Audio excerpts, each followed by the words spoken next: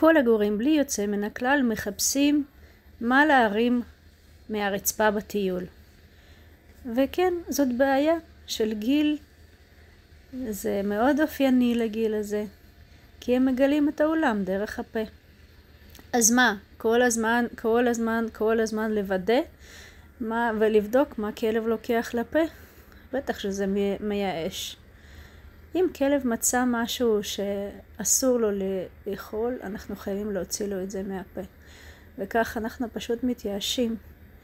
וגם הכלב לא נהנה מהטיול.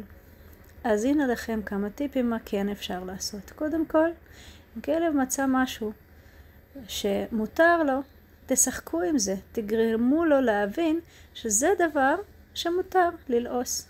אפילו תתנו לו להתעסק בזה ולשחק עם זה קצת.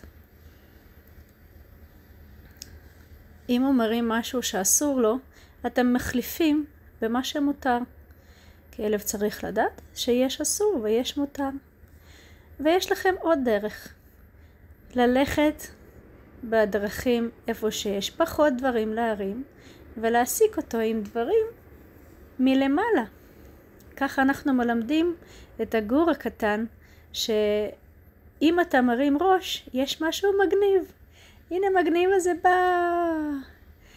יש לי את הצעצוע הרך, שמאוד נעים להחזיק בפה.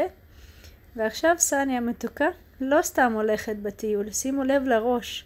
הראש מורם, אחרת המפתחות יפריעו לה לדרוך.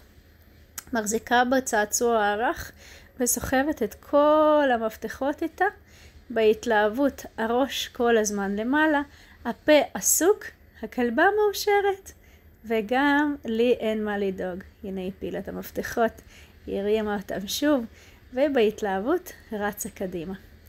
שיהיה לכם גם בהצלחה ויום מקסים, ואנחנו נמשיך בטיול. פה, כן, צודקת. בואי.